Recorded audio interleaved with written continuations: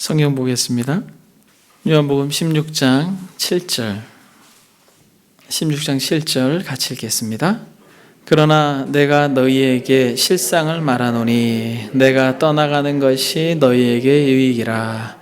내가 떠나가지 아니하면 보혜사가 너희에게로 오시지 아니할 것이요 가면 내가 그를 너희에게 보내리라. 아멘. 지속적으로 저와 여러분들은 우리가 믿고 또 우리가 소망하는 것이 무엇인지에 대하여 반복하여 말씀을 나누고 있습니다. 많은 사람들이 교회를 출입하고 믿음 생활을 한다고 하지만 그들에게 당신은 무엇을 믿습니까?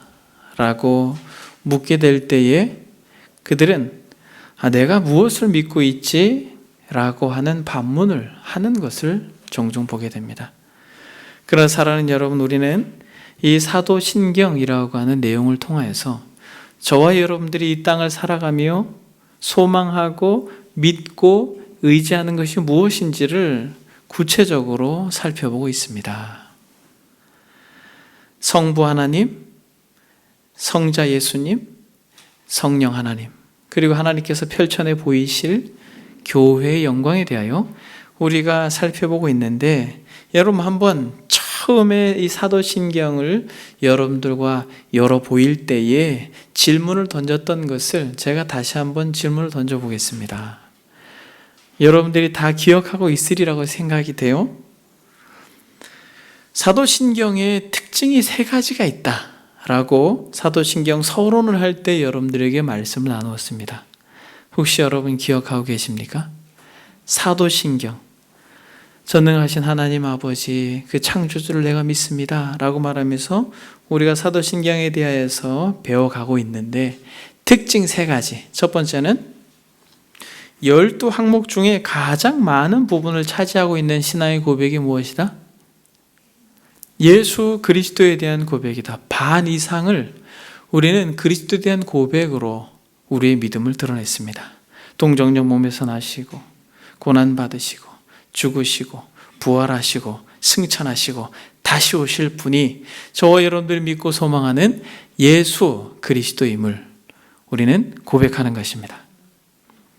그리고 두 번째로 사도신경, 이것이 가지고 있는 특징이 또 무엇입니까? 그것은 성경 전체 내용을 요약한 것으로서 창조에서부터 종말에 이르는 역사적 순서로 요약되어 있다라고 말씀을 드렸습니다.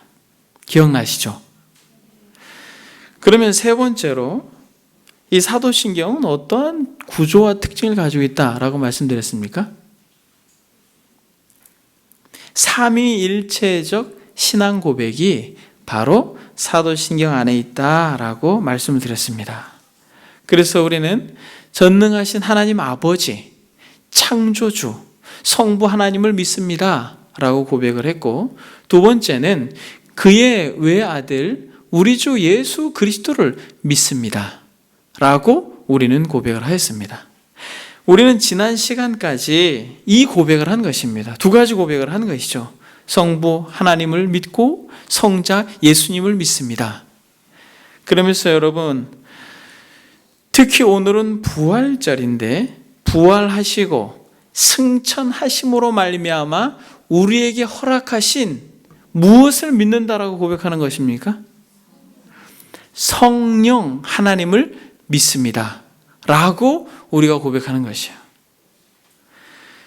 여러분, 성령 하나님을 믿습니까? 성령을 믿습니다 라고 우리가 예배를 드리면서 우리의 신앙의 고백을 그렇게 드린 것이에요. 오늘 본문, 저와 여러분들이 읽은 본문 가운데 제자들은 마음에 근심이 가득합니다. 두려워요. 왜 두렵습니까? 오랜 시간 동안 자신의 삶의 터전을 뒤로 하고, 삶의 터전을 뒤로 하고 예수 그리스도를 쫓았던 그들을 향하여서 우리 주님께서 내가 떠날 거야 라고 말합니다. 마치 부모가 자식을 떠나는 듯한 어떤 이러한 상황 속에서 제자들은 두려워합니다. 오늘 본문 6절에 보니까 내가 이 말을 함으로 너희 마음에 근심이 가득하였다 이렇게 말합니다. 제자들이 근심이 가득해요. 근심이 가득한 제자들에게 우리 주님께서 주시는 위로가 무엇입니까? 그게 바로 오늘 본문입니다. 그러나 내가 너희에게 실상을 말하노니 내가 떠나는 것이 너희에게 어떻다? 내가 떠나는 것이 너희에게 유익하다라는 것이에요. 우리 주님을 믿고 따랐던 제자들은 주님이 떠나는 것이 두렵고 주님이 떠나는 것이 이들에게는 너무 슬픔이 되지만은 우리 주님은 알고 계신 거예요. 본인이 보혜사로 당신의 제자들을 돌보고 위로하였습니다만 본인이 떠나는 것이 유익하다라고 말합니다. 왜 떠나는 것이 유익하다라고 말해요? 왜 떠나는 것이 유익하다라고 말합니까? 내가 떠나는 것이 너희에게 유익하니 내가 떠나가지 아니하면 보혜사가 너희에게로 오시지 아니할 것이요.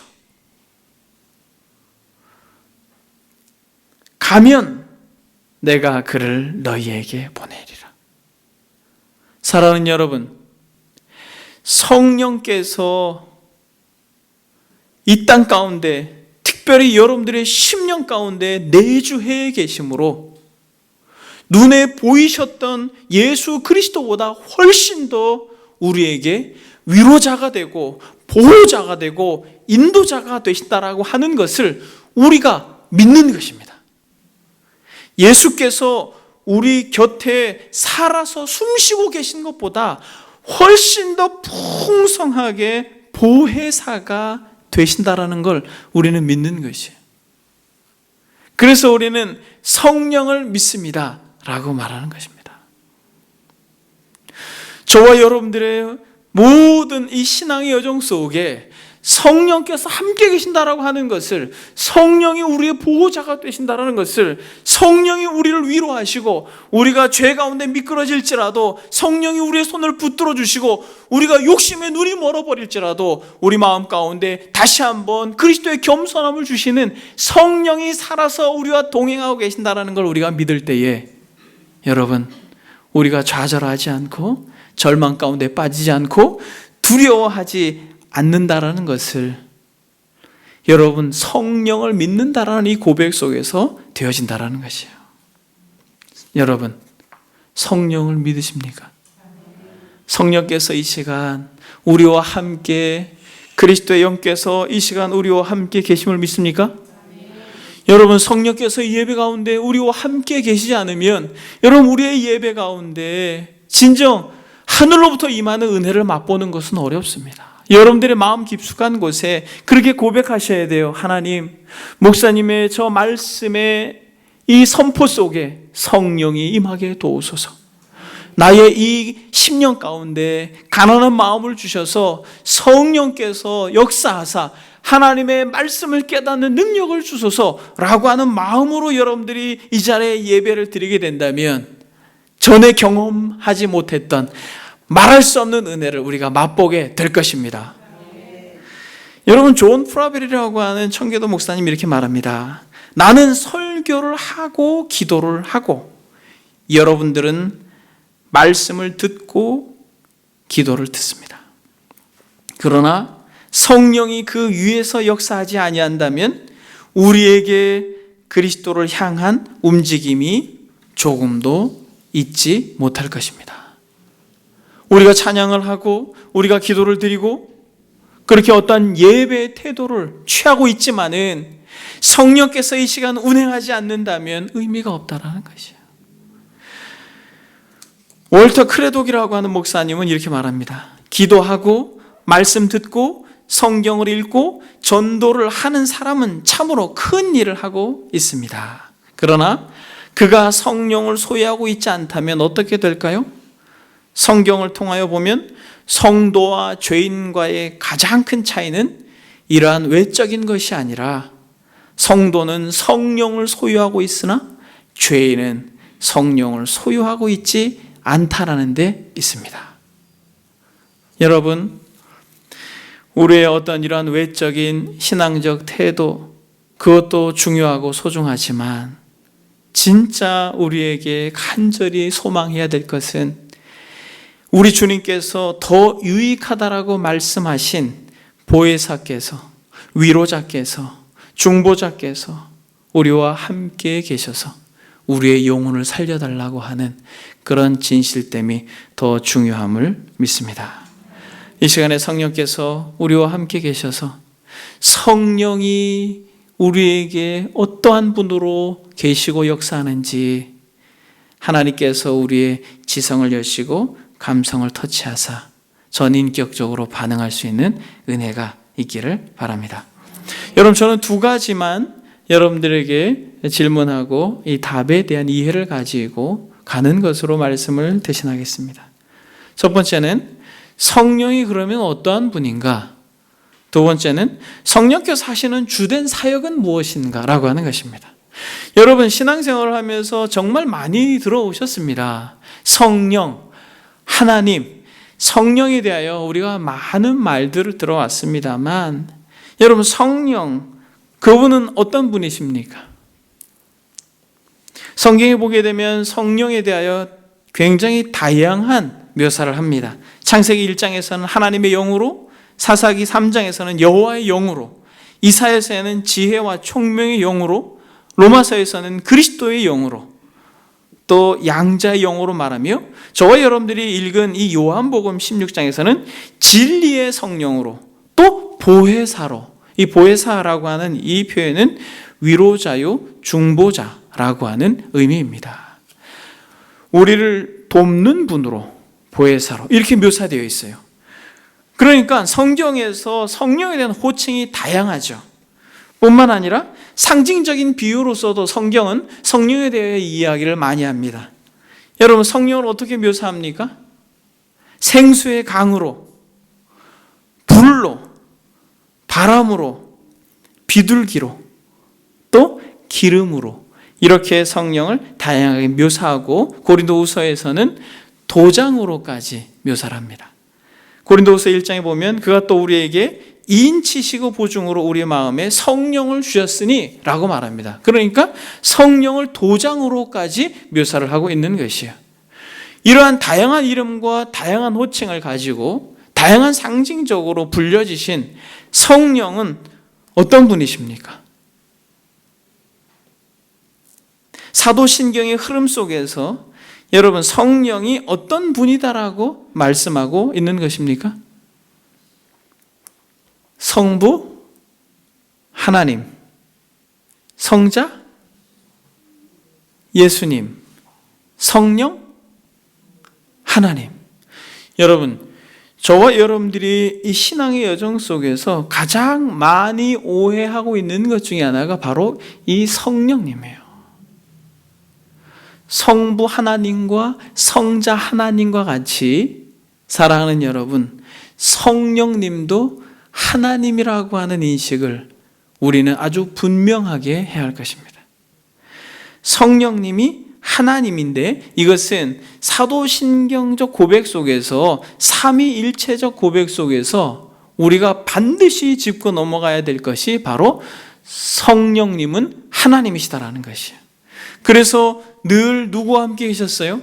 아버지와 아들과 함께 있었습니다. 창세기 1장에서 보게 되면 땅이 혼돈하고 공허하며 흑암이 깊음에 있고 하나님의 신은 수면 위에 운행하시니라 라고 말합니다. 그러니까 늘 성령께서는 성부와 성자와 함께 거하시는 하나님으로서 계신 것이죠.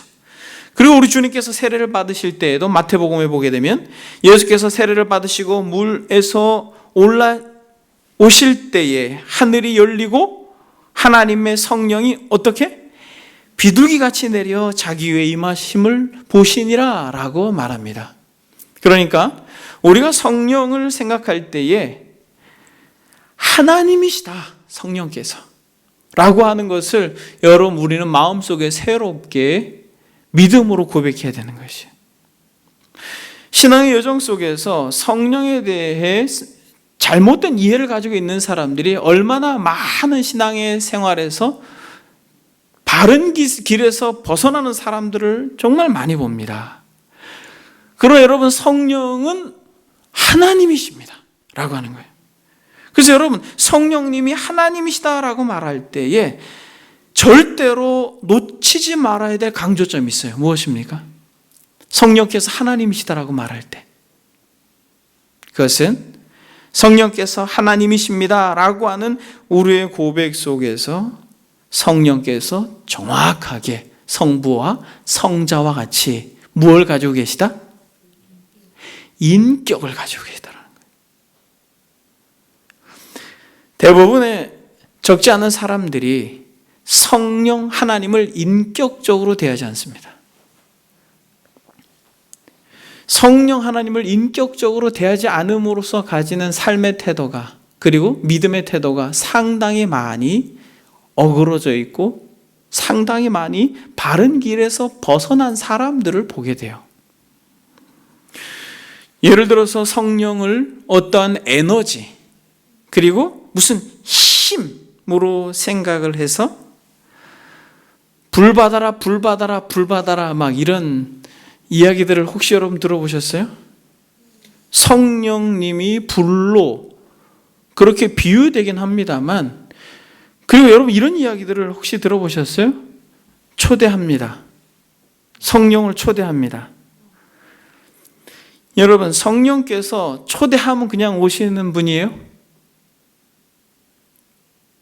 얼마나 이것이 그분을 정말 인격자로 대하지 못하는, 이 초대합니다라는 표현 속에서 정말 겸손하게 하나님으로서 그분을 인격적으로 대하고 겸손하게 초대합니다 라고 하는 거라면 이해가 좀 다를 수 있겠습니다만, 적지 않은 사람들이 성령을 초대합니다 이러면서 마치 성령 집회를 열고 마치 무슨 에너지가 임하는 것처럼, 무슨 힘이 공급되어지는 것처럼 그렇게 신비적인 성령으로 몰아가는 사람들이 얼마나 많이 있습니까?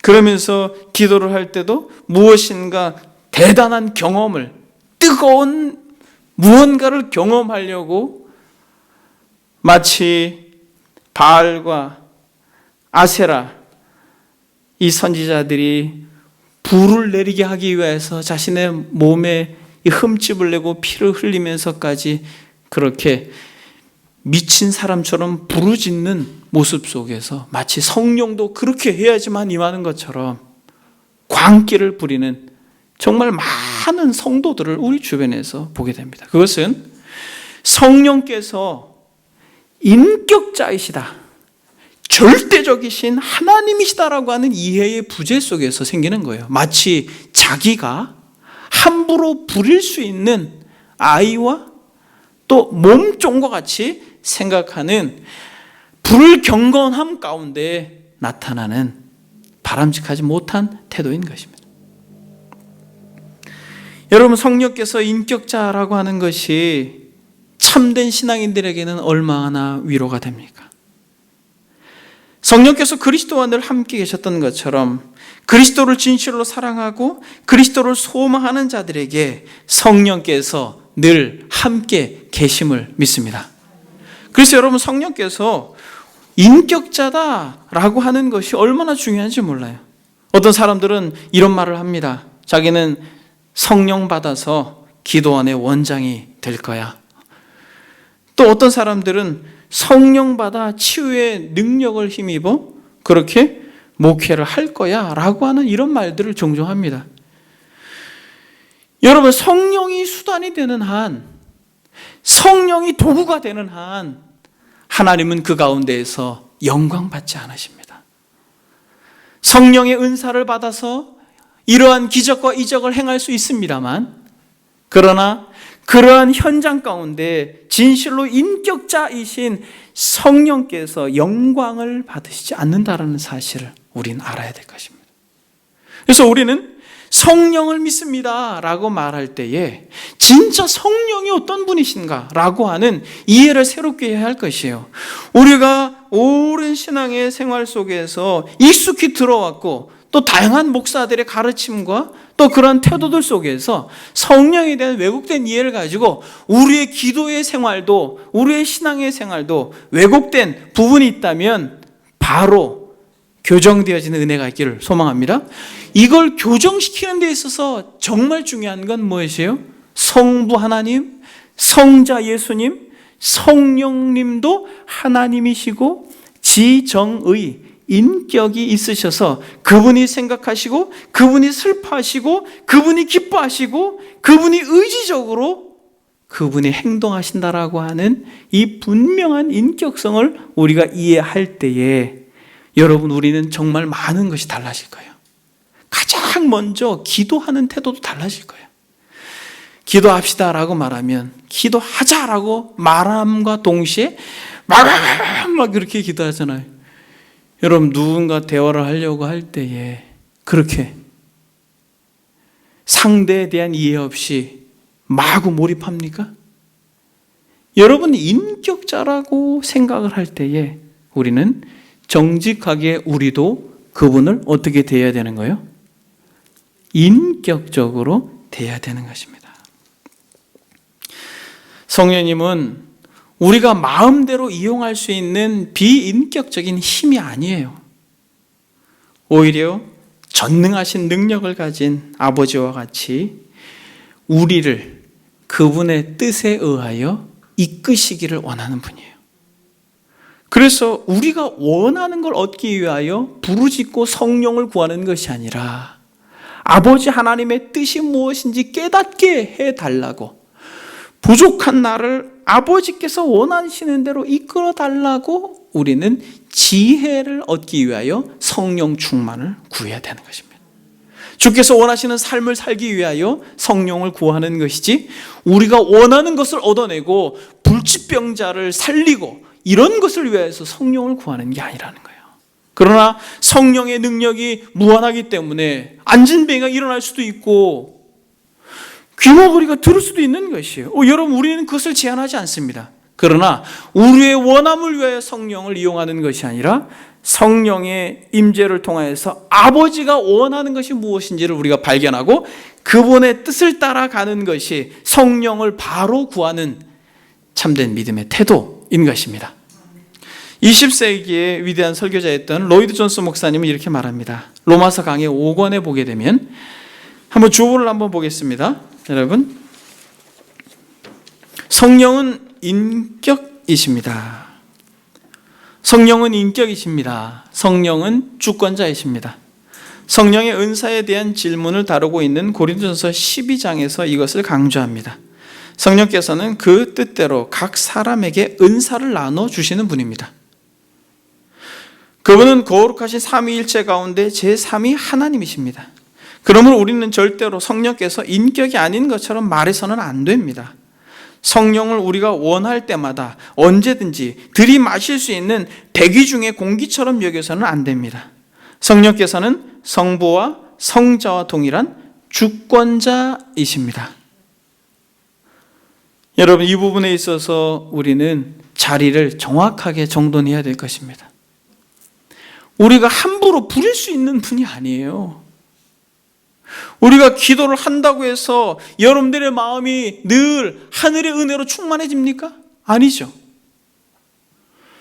겸손히 그 주권에 대하여 인정하고 하나님의 은혜가 아니면 이 가련한 심령이 여전히 마치 말라 비틀어진 나무와 같이 그렇게 고통 가운데 있을 것입니다라고 하는 겸비함 가운데 은혜를 구할 때 성령께서 그의 주권에 근거하여 우리 가운데 좌정하시는 것입니다.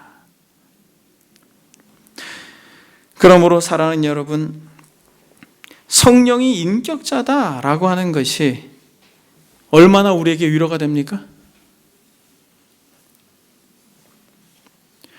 여러분, 왜 이것이 우리에게 위로가 됩니까? 성령께서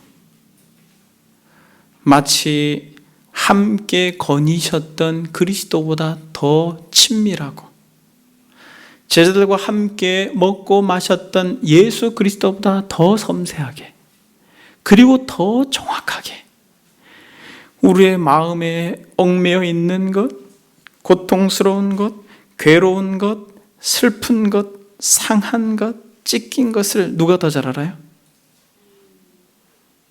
성령께서 더 잘 아셔요. 그래서 여러분, 우리를 고아와 같이 내어버려 두지 않습니다. 우리와 함께 계셔요. 우리를 위로해 주십니다. 그래서 성령을 보혜사라고 말합니다. 그러므로 사랑하는 여러분, 성령께서 진짜 우리에게 위로자가 되시고 인격자가 되신다라는 걸 우리가 참으로 믿고 깨닫게 될 때, 우리의 이 신앙의 여정 속에서 조금만 용기를 내서 정말 성령의 은혜를 구하게 될 때, 여러분, 우리의 어두운 마음이 밝아지고 좌절과 절망스러운 우리의 어떤 삶의 태도 가운데 놀라운 부활의 은혜와 능력을 맛보게 되는 것이에요. 고아와 같이 여러분들을 두지 않습니다. 죄를 여러분들이 스스로 짊어지라고 하지 않아요. 여러분들이 힘들고 어려운 외로운 고독한 삶의 투쟁 가운데, 영적인 투쟁 가운데 하나님께서 여러분들을 홀로 견디고 버티라고 말하지 않아요. 우리 주님께서 분명히 말했습니다. 내가 너에게 실상을 말하노니 내가 떠나가는 것이 너에게 유익하다. 여러분, 이것은 제자들에게만 제한됩니까? 우리는 아니에요? 여러분들이 그리스도를 사랑합니까? 그리스도의 말씀대로 순종하길 원해요? 그렇다면 여러분, 이것은 저와 여러분들에게 주시는 하나님의 음성인 것입니다. 뭐라고 말해요? 내가 너희에게 실상을 말하노니 내가 떠나가는 것이 너희에게 유익하니라. 내가 떠나가는 것이 너희에게 유익하니라. 내가 떠나가지 아니하면 보혜사가 너희에게로 오시지 아니할 것이요, 가면 내가 그를 너희에게 보내리라. 제자들은 두려워했어요. 그래서 문을 걸어 잠그고 그게 참 패배자로 모여 있었습니다. 그러나 놀랍게 약속하신 성령이 임하자 이들은 문을 열고 나가서 어떻게 했어요? 예수가 그리스도이심을 증거했습니다. 예수님이 부활하셨습니다. 예수님이 사망과 죽음을 깨시고 부활하셨습니다라고 말하며 죽음을 두려워하지 않고 죽음을 내어주면서까지 복음을 증거하는 자들이 되었습니다. 성령의 능력이 저뿐만 아니라 저와 여러분들에게도 임함으로 말미암아 하나님께서 원하시는 삶을, 우리의 이 삶의 한복판에서 눌려있는, 현재 상황이 더욱 그러합니다만 눌려있는 이러한 삶의 한복판에서 성령의 능력으로 하나님의 살아계심을 증거하는 저와 여러분들이 되기를 바랍니다. 남모르게 깊은 한숨을 내쉬는 분이 혹시 여러분 가운데 계십니까? 여러분, 누구보다 그것을 바라보고 계신 성령께서 정말 고통하고 괴로워하신다는 사실을 여러분, 우리가 알아야 될 것입니다. 억눌리고 어떠한 이유에서라도 자유함이 없고 마치 어떠한 피난처도 없는 것처럼 그런 절망 가운데 있는 분이 계시다면, 여러분들이 현실 앞에서 그저 남부르게 흐느껴 울지 마시고 내가 너희와 영원히 함께 하리라. 고아와 같이 너희를 버려두지 않겠다. 여러분, 이걸 믿는 것이요, 우리가 성령을 믿습니다. 거룩한 교회 공동체를 믿습니다. 부활을 믿습니다. 여러분, 이 믿음이 정말 단순히 입술에서 고백되어지는 것으로 멈추지 않기를 바랍니다. 그와 같이 너희를 버려두지 않으리. 내가 너희와 영원히 함께 하리라. 주의 영이 계신 곳에 참 자유가 있다네. 진리의 영이신 성령이 오셨네. 내가 가는 것이 너희에게 더 유익하다. 여러분, 우리 주님의 이 진실한 고백이 여러분들에게 위로가 되길 바랍니다. 여러분, 얼마나 외롭고 괴롭고 고통스러운 삶의 여정 가운데 많은 인생들이 있지 않습니까? 그러나 성령께서 계시는구나. 성령께서 인격자로 계시는구나. 누구보다 내 마음을 잘 아시는 분이, 누구보다 나를 잘 아시는 분이 계시는구나. 근데 그분이 하나님이시구나. 사랑하는 여러분, 우리가 성령이 어떤 분입니까? 라고 말할 때 그분은 하나님이세요. 그분은 인격자이십니다. 누구보다 여러분들을 잘 아셔요. 여러분들을 고아와 같이 그 절망 가운데 그냥 두지 않으실 것입니다. 우리의 힘이고 위로가 되시는 보혜사께서 우리의 숨이 멎는 그 순간까지 함께 계실 것을 믿습니다. 우리는 이걸 믿는 것이에요. 우리 이걸 믿는다라고 고백합니다. 그럼 여러분, 이 성령께서 하시는 사역이 무엇이에요? 여러분, 성령께서 하시는 놀라운 사역은 그 나라를 꿈꾸게 해요. 진짜 성령이 바로 임한 사람은 자신의 나라에 집착하지 않습니다. 자신의 왕궁에 집착하지 않아요. 이 땅에서 자신이 누릴 자신의 성에 마음을 빼앗기지 않아요. 성령이 임한 사람은 하나님께서 계획하시고 그리스도께서 친히 터를 닦아 놓으신 하나님의 나라에, 그 나라에 마음을 집중하게 합니다. 사랑하는 여러분, 믿습니까? 여러분들이 진짜 바른 성령이 임하고 여러분들이 진짜 성령 충만한 사람이 됐다라면 다른 것으로 구분되어지지 않습니다. 내 안에 하나님의 나라에 대한 소망이 있는가? 하나님의 나라에 대한 갈망이 있는가? 그 나라에 대한 열망이 있는가? 여러분, 이것으로 알게 돼요. 여러분, 그 나라를 이 땅 가운데 모델로 주셨어요. 그것이 무엇입니까? 교회예요. 여러분, 제가 이 사도신경 서두의 크레도가 이 사도신경 원어에는 딱 2번밖에 나오지 않는다라고 말씀드렸습니다. 나는 믿습니다. 성부와 성자를. 나는 믿습니다. 성령과 무엇을? 교회를. 성령께서 오신 것은 교회를 세우기 위함인 거예요. 여러분, 이 사랑생 은혜교회가 우리의 의지와 헌신으로 세워지고 그렇게 견고해지는 것처럼 보이지만 여러분, 그저 우리는 도구예요. 성령께서 하신 것입니다. 여러분들이 이 자리에 모여서 예배를 드리고 여러분들이 헌신을 하고 여러분이 섬기고 하는 모든 것들 속에서 성령께서 역사하시는 것이에요.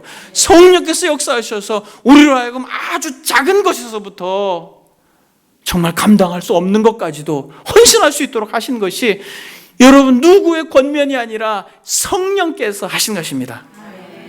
하나님, 그분께서는 작게는 이런 작은 공동체를 더욱 견고하기 위하여 성령을 보내주셨고, 크게는 지금도 우주적인 교회를 만들어 가시며 주님이 다시 오셔서 산자와 죽은 자를 심판하시고 온전히 회복하실 때에 교회를 완성하시기 위하여 성령을 보내주셨어요. 그래서 여러분, 성령께서 임하셔야 돼요.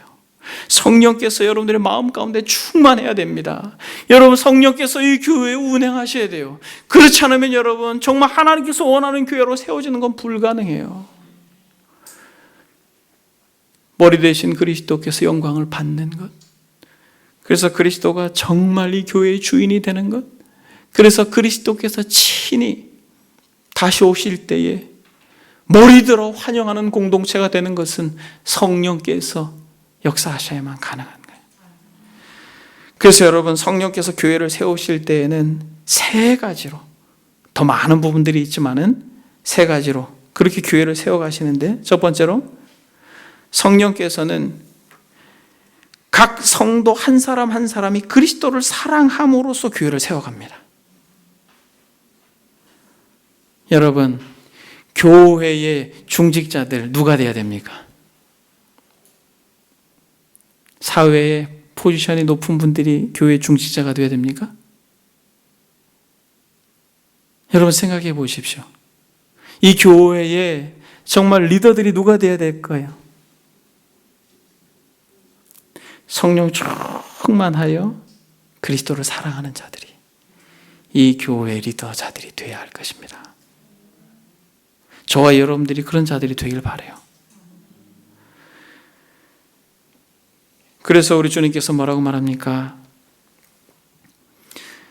요한복음 14장에 보면 보혜사 곧 아버지께서 내 이름으로 보내실 성령, 그가 너희에게 모든 것을 가르치고 내가 너희에게 말한 모든 것을 생각나게 하리라.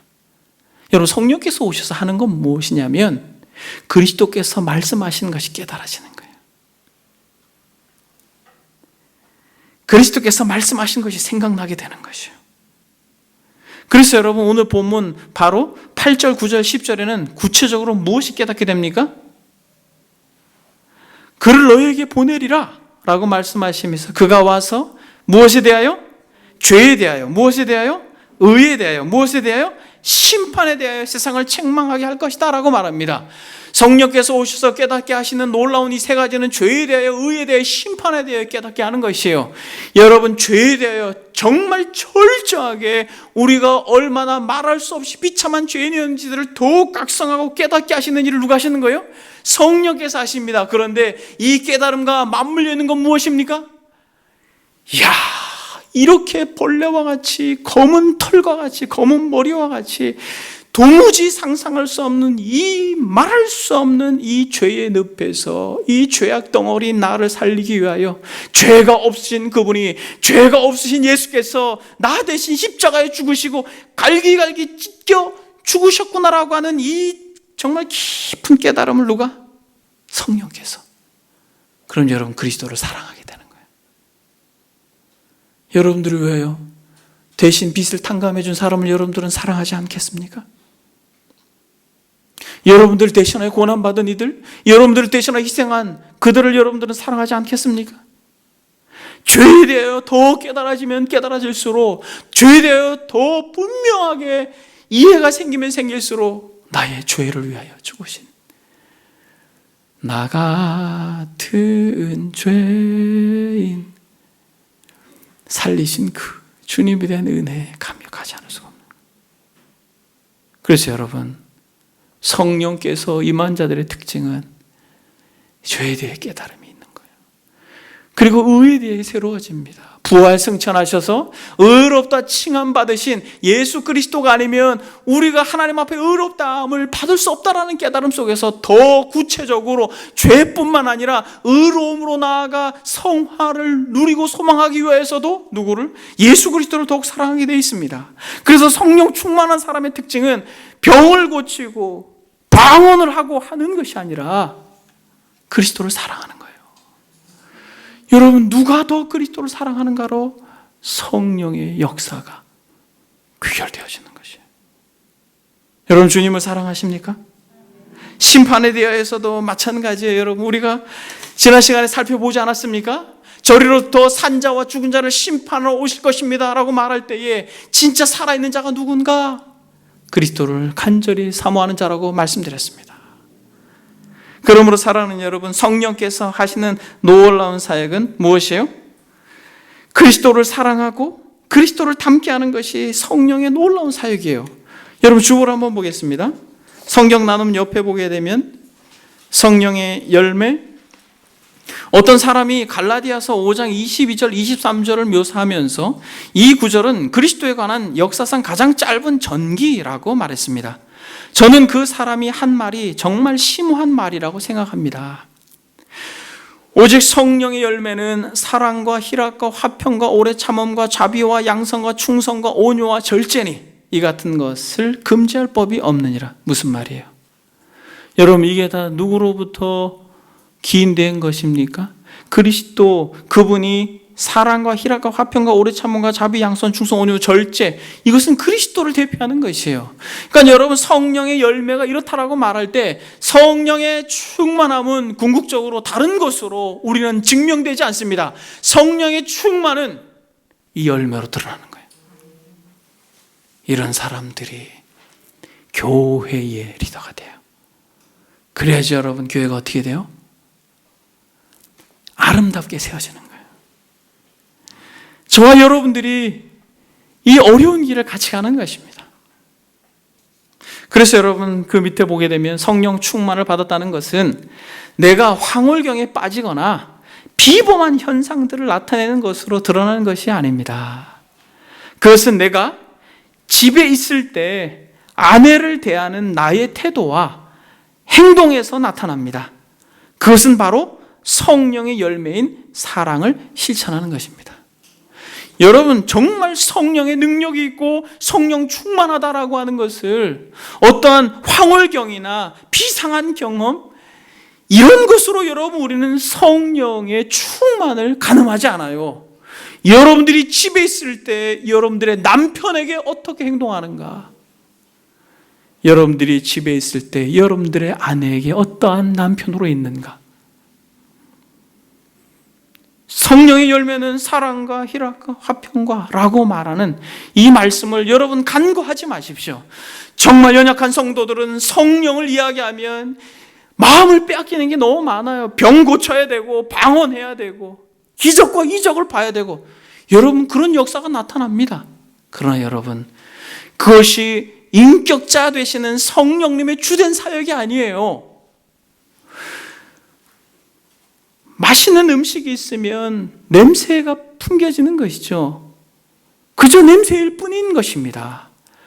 그러나 그 음식의 실체는 바로 그리스도, 그분을 사랑하고 그분을 닮아내는 것이 그 음식의 실체인 것이에요. 그래서 여러분, 그리스도를 사랑하고 닮아내는 것, 그것으로 교회를 세우십니다. 그 나라를 세워가세요. 그래서 여러분, 저와 여러분들이 그런 사람들이 되면 이 공동체가 그 나라가 될 것입니다. 하나님의 나라가 될 것이요. 우리가 여기서 조금만 더 겸손해 보십시오. 더 행복해지지 않겠습니까? 여기서 더 우리가 조금만 진실해 보십시오. 그러면 그 나라가 간헐적으로라도 경험되지 않겠습니까? 그리고 여러분, 또 어떻게 성령께서는 그리스도를 증거하는 삶을 통하여서 교회를 세우십니다. 그저 입술로만 그리스도를 증거하는 것이 아니라 그리스도를 사랑하고 그리스도를 닮아낸 그들은 존재론적으로 그리스도를 증거하는 것이에요. 오직 성령이 너희에게 임하시면, 오직 성령이 너희에게 임하시면 너희가 권능을 받고 예루살렘과 온 유대와 사마리아 땅끝까지 이르러 내 증인이 되리라 라고 말할 때, 이 증인은 단순히 예수를 믿으십시오라고 말하는 입술로 전도를 하는 것을 넘어서서 그 사람이 이 아름다운 꽃과 같이, 아름답죠 여러분? 아름다운 꽃과 같이 이들은 존재만으로 이 공간을 아름답게 빛내는 것이에요. 여러분, 한 사람 한 사람들이 존재만으로 이 공동체를 빛내면 이것만큼 아름다운 게 무엇이 있겠습니까? 그래서 우리가 사랑함으로 하나님을 알지 못하는 이들이 우리의 사랑을 통하여서 하나님을 보는 것이에요. 사랑이 여기 있는 것입니다. 그래서 여러분, 우리는 증거하는 것이에요. 그리스도를 증거하는 것입니다. 무엇으로? 그리스도를 사랑하고 그리스도를 닮아내고. 그래서 여러분, 성령께서 역사하실 때 두드러진 특징은 무엇이에요? 증인이 되는 것입니다. 요한복음 15장에 보게 되면, 내가 아버지께로서 너희에게 보낼 보혜사 곧 아버지께로서 나오시는 진리의 성령이 오실 때에 그가 나를 증거하실 것이요. 여러분들은 그리스도를 증거하기를 원하십니까? 그리스도의 사랑을 여러분 증거하기를 원하십니까? 그렇다면 여러분들은 성령이 충만한 것이에요. 여러분, 우리는 어깨를 펴고 예수가 그리스도라고 하는 걸 증거해야 합니다. 그런데 여러분, 우리의 힘으로는 불가능해요. 그래서 우리는 구해야 됩니다. 오직 성령이 너희에게 임하시면 너희가 권능을 받고 나의 증인이 될 것이다. 이 공동체가 이러한 성령의 능력으로 그리스도를 증거하는 공동체가 되길 원합니다. 그럼 여러분, 세 번째로 그리스도께서 어떻게 그 나라를 세우고 교회를 세워갑니까? 그리스도를 닮게 하고 그리스도를 증거하면서 그렇게 교회를 세워갑니다. 하나님의 나라를 세워가요. 세 번째로 성령께서는 많은 은사를 주심으로 인하여 교회를 세워가세요. 여러분, 은사를 여러분들이 가지고 계실 거예요. 어떤 분은 정말 다양한 은사들이 있습니다만, 어떤 분은 누구의 이야기를 들어주는 게 은사인 분도 있어요. 그걸로 인하여 교회는 세워질 것입니다. 어떤 분은 전혀 힘들어하지 않고 쉼없이 기도하는 그런 분들은 그것으로 교회를 세워갈 것이에요.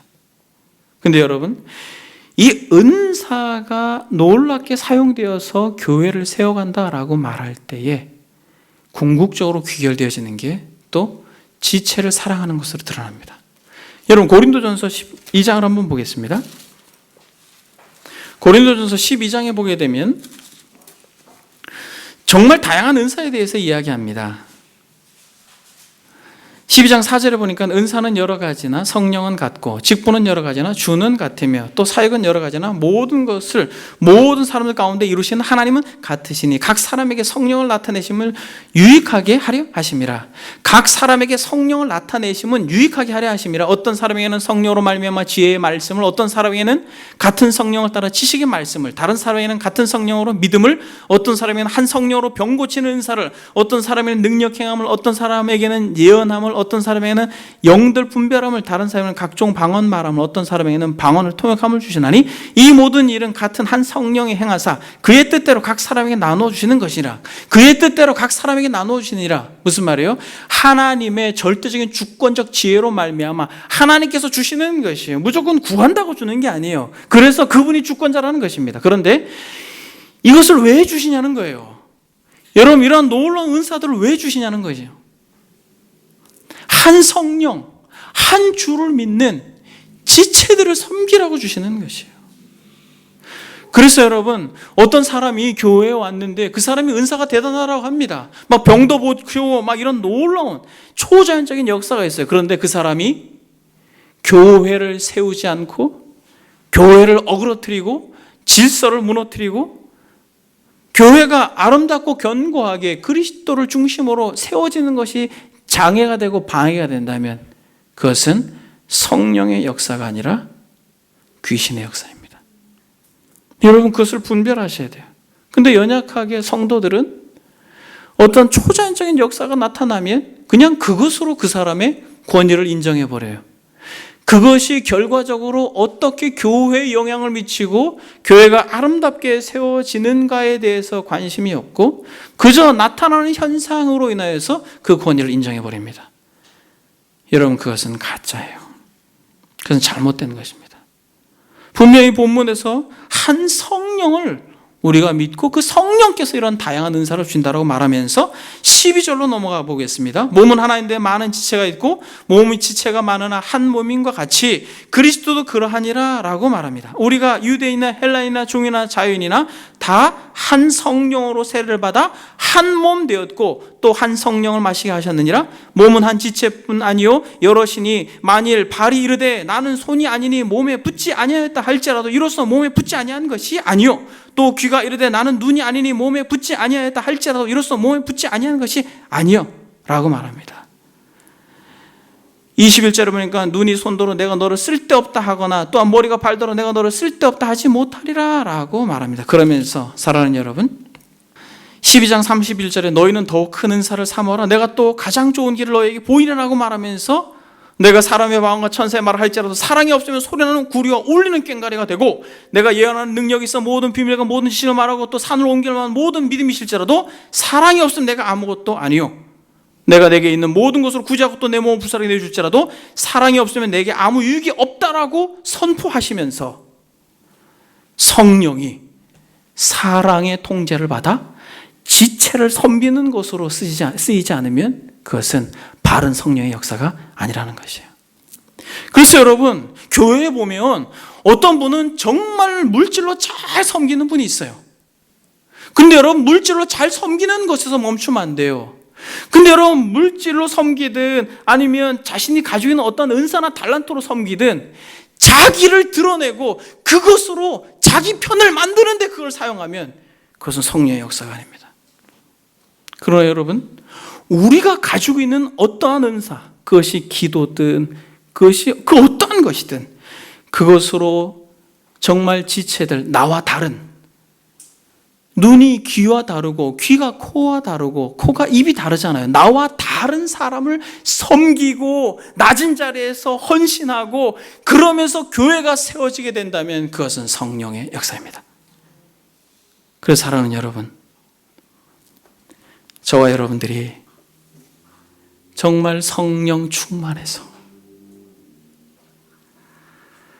인격자이신 그리스도와 동행함으로 교회 공동체가 아름답게 세워지고 여러분들이 가지고 있는 그 작은 은사들을 통하여서 그리스도의 몸인 교회가 진짜 그 나라로 경험되어지는, 여러분들이 가지고 있는 어떤 탁월함으로 편을 가르고 그것으로 내 사람을 만들고자 하는 그러한 연약함을 드러내지 마시고, 그것이 쓰여질 때에 이름도 없이 빛도 없이 마치 소금처럼 녹아지고 초처럼 다 사그러들면서 오직 그리스도만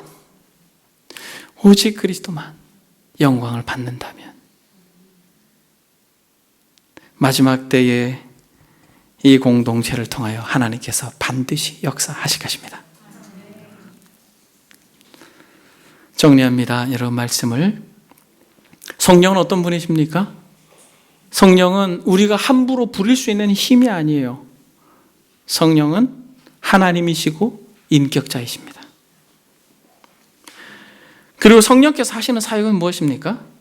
교회를 세우는 일을 하시고 그리스도를 사랑하고 그리스도를 닮게 함으로 또 그리스도를 증거함으로 또 그리스도의 지체를 우리가 가지고 있는 은사로 겸손히 섬김으로 교회를 세우는 일을 성령께서 하십니다.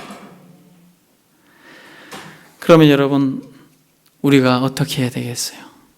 무엇을 적용할 수 있겠습니까? 여러분, 무엇을 적용할 수 있겠어요? 이 시간 이후부터 여러분 간절히 제가 여러분들에게 권합니다. 성령 충만을 구하십시오. 여러분, 다른 것으로 이 교회가 아름답게 세워지는 것은 불가능해요. 여러분, 간곡하게 부탁을 드립니다. 성령 충만을 구하십시오. 거듭난 자들이 그저 성령 충만해지지 않습니다. 성령을 구하라고 말씀하셨어요. 누가복음 11장에 보게 되면 너희가 악한지라도 좋은 것을 자식에게 줄 줄 알거든 하물며 너희 천부께서 구하는 자에게 성령을 주시지 않겠는가? 구하는 자에게 성령을 주시지 않겠는가? 사랑하는 여러분, 이 어렵고 힘든 시기에 우리가 구해야 할 것입니다. 여러분들이 있는 처소처소에서 때로는 우리가 모여서라도 성령을 구해야 될 것이에요. 진리의 영, 지혜의 영께서 오셔서 참으로 그리스도를 사랑하게 하고 그리스도를 닮게 하고 그리스도를 증거하게 하고 뿐만 아니라 우리에게 허락해 주신 그 은사들을 겸손하게 섬김으로 교회가 아름답게 세워질 수 있도록 성령이여 임하여 주옵소서. 성령 충만을 구하는 공동체가 되기를 소망합니다. 하나님의 겸손의 영을 우리 가운데 부어주시고 하나님의 진리의 영을 우리 가운데 부어주시고 하나님의 사랑의 영을 우리에게 부어주십시오. 하나님이여, 성령을 우리에게 부어주십시오. 그래서 머리 대신 그리스도가 영광받는 공동체 되게 하옵소서. 기도하겠습니다.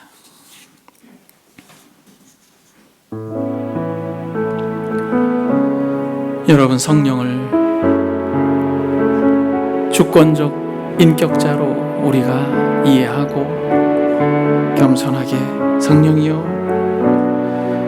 우리를 긍휼히 여겨주셔서 우리가 찬송 부를 때, 우리가 기도할 때, 우리가 전도할 때, 우리가 예배할 때, 우리가 교제할 때 성령님 오시옵소서. 이 공동체가 성령 충만을 구하는 공동체 되게 달라고 다 같이 기도하겠습니다. 기도합니다.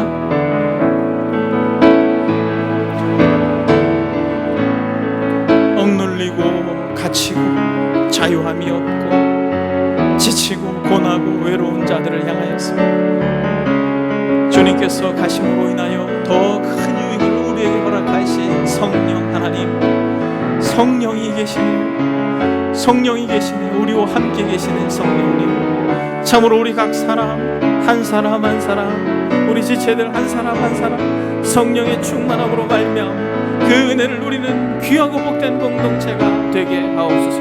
우리에게 허락하신 귀한 은사들이 사용되어질 때 교회 공동체가 아름답게 세워지고 성령께서 역사하고 성령께서 함께 해주시고 성령께서 능력으로 아버지 하나님의 우리를 하나 되게 해주시고 머리 대신 그리스도를 참으로 우리가 소중히 여기고 아버지 하나님, 우리의 어떤 잘남을 우리를 위하여 사용하는 것이 아니라 정말 주님 머리 대신 그리스도께 기꺼이 드려짐으로 아버지께서 기뻐 받으실 만한 헌신이 되어주고 성령이여 우리를 불쌍히 여겨주십시오. 오 하나님, 이 코로나19로 인하여 고통받는 전 세계를 긍휼히 여겨주시고 하나님이여 우리 가운데 거룩하신 성령을 능력있게 부어주시기 원합니다.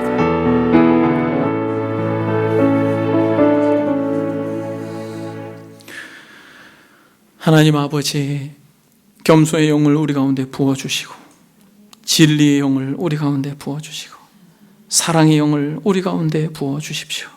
아버지, 성령이 아니고서는 이 교회가 아름답게 세워질 수 없는 것이 너무나도 자명하기에 이 부족한 자를 주님이 불쌍히 여겨주셔서 오 주님, 성령을 거두지 마시고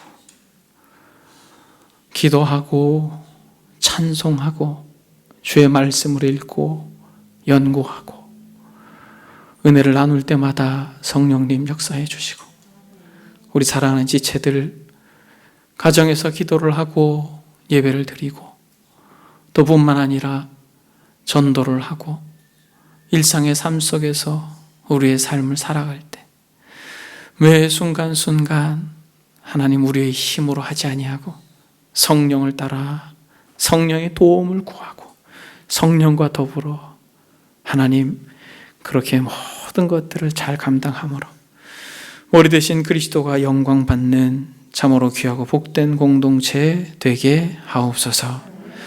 코로나19로 인하여 고통받는 많은 사람들, 전 세계의 신음 가운데 있는 이들, 아버지 그들을 긍휼히 여겨 주옵소서. 주께서 참으로 그 전능의 손으로 보호해 주시고 위로해 주시고 아버지 정부 당국과 또 방역에 힘쓰는 모든 사람들, 의료진들을 기억해 주시고 지금 이 시간에도 가정에서 예배드리는 우리 사랑하는 성도들 동일한 은혜로 그들의 심령 가운데 함께하여 주옵소서. 감사드리며 살아계신 우리 주 예수 그리스도 이름 받들어 기도드립니다. 아멘.